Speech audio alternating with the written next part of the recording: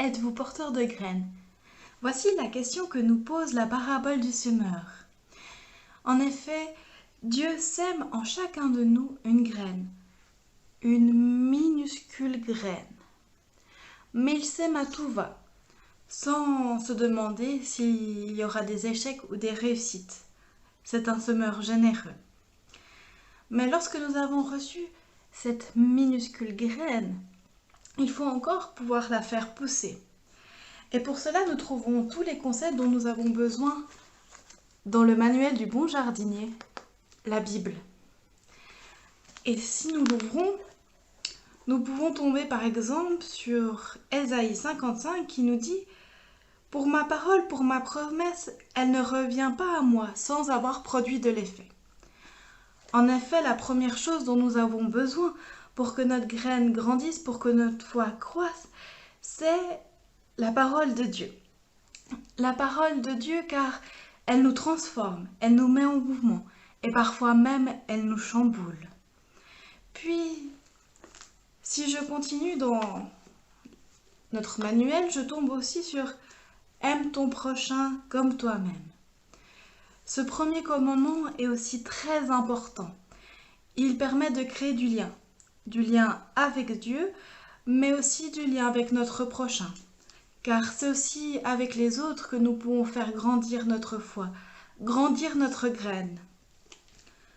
Et si je continue encore, je tombe sur « Dieu est mon berger, je ne manquerai de rien ». En effet, Dieu nous fait la promesse d'être avec nous tous les jours jusqu'à la fin du monde. Et cette promesse nous permet d'avoir confiance en lui. Cette confiance nous permet d'avoir l'espérance. Nous aussi, nous avons besoin de faire confiance en Dieu comme un enfant fait confiance en ses parents pour avancer, pour essayer de nouvelles choses. Il y a encore des tonnes et des tas de bons conseils que nous pourrons tout au long de notre vie découvrir dans notre manuel du bon jardinier du royaume de Dieu. Mais nous avons vu déjà quelques exemples importants. L'amour, la parole, l'espérance et la confiance. Mais pour que notre graine grandisse, il faut faire aussi attention aux dangers extérieurs. Il y a tout d'abord les oiseaux. Les oiseaux, c'est la situation où notre graine tombe à côté de la bonne terre et se fait manger par les oiseaux que le Christ appelle le mal. Cette situation, c'est lorsque notre lecture de la Bible, du message de l'Évangile est erronée. On peut, par exemple, avoir une lecture qui nous fait peur, une lecture de l'Évangile qui nous divise. Ceci, c'est la première situation. La deuxième situation, ce sont les racines. En effet, les racines peu profondes se font vite brûler par le soleil. C'est lorsque on a une foi profonde, une profonde joie, mais que dès le premier problème, on ne croit plus en rien. On peut penser par exemple au Dieu Père Noël, qui exauce toutes nos prières, et lorsqu'il ne le fait pas, on ne croit plus en rien.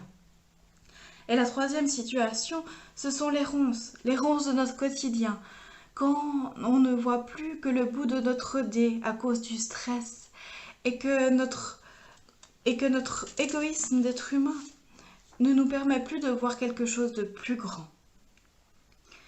Mais si nous faisons attention à tout cela, si nous pouvons arroser notre foi d'amour, d'espérance, nous pourrons alors la faire grandir et encore grandir. Et là, les épis donneront à leur tour aussi des grains.